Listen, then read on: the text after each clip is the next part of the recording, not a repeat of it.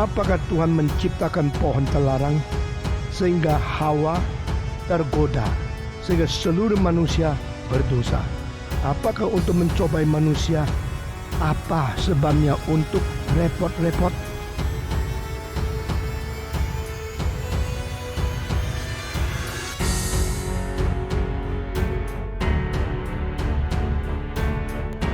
Saudara tidak suka repot ya? Lebih baik hidup itu tidak ada repot. Saya kasih tahu, hidup yang paling sederhana adalah hidup yang tidak repot. Hidup yang paling komplikasi adalah hidup yang paling repot. Di dalam repot ada nilai. Di dalam repot ada tujuan yang agung. Saudara-saudara, semua binatang dilahirkan di dalam berapa jam sudah jalan-jalan sendiri. Semua binatang dilahirkan berapa hari sudah hidup seperti dewasa. Hanya manusia dilahirkan perlu 12 bulan baru bisa jalan. Paling repot manusia. Itu sebab manusia bisa bikin kapal terbang, bisa bikin mesin, bisa bangun rumah. Binatang sampai mati paling banyak bangun kandang sendiri. Karena apa? Tidak repot, akhirnya tidak berhasil apa-apa. Anak yang repot sekali diurus, mungkin besok menjadi orang penting sekali. Semua yang terlalu gampang akan dangkal sekali. Saudara, jangan takut repot semua. Ingat kalimat ini, repot ya. Saya jangan bilang khotbah 500 kali, naik kapal terbang 300 kali, menjelajah kota beratus-ratus, repot seperti ini. Repot tak? Saudara tidak bisa bayangkan berapa repot. Tetapi bagi saya, repot itu bukan satu soal. Soalnya adalah setelah repot hasilnya apa. Maka saya berani repot, berani korban, berani menyangkal diri, berani susah payah. Sendiri kalau cari makanan yang murah, lalu beli tiket yang murah, uang kalau bisa dihemat untuk sesuatu menjadi berkat bagi orang lain. Repot sekali.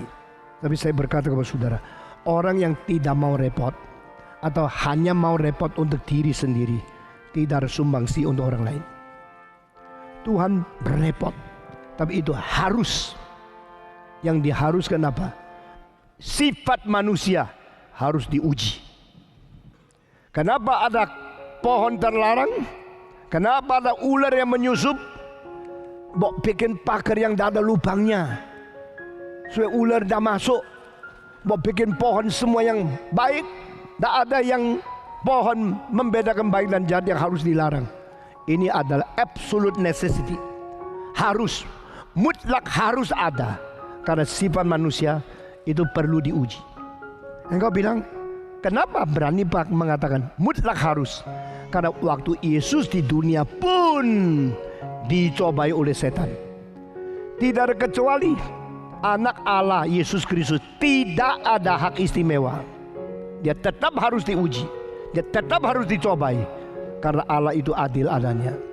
Karena ujian dan pencobaan itu diharuskan, maka dicipta satu pohon terlarang. Diizinkan ular datang mencobai. Adam di Taman Eden, Yesus di padang belantara dan Taman Getsemani.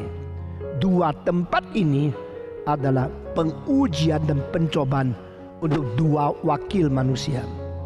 Adam wakil manusia pertama yang gagal, Yesus wakil manusia terakhir yang sukses.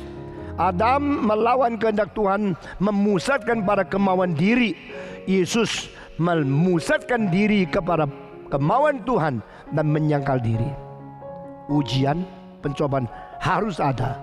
Maka Tuhan memberikan pohon itu, mengizinkan ular itu datang masuk ke dalam lingkungan manusia.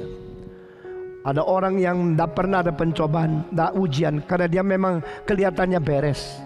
Orang semacam ini bahaya sekali. Maka Tuhan kalau mengizinkan engkau dilahirkan berkeluarga Kristen, bukan karena engkau hebat, karena engkau terlalu lemah. Tanpa keluarga dan lingkungan Kristen, engkau tidak bisa beriman. Tuhan kasihan sama kamu. Jangan sombong. Jangan menghina orang lain. Jangan melihat mereka bukan Kristen, mereka kelas 2. Tidak. Tuhan sanggup menjadikan orang melawan Kristen yang paling hebat. Akhirnya menjadi melampaui Petrus, Yohanes di dalam penginjilan. Dia lebih giat. Namanya Paulus.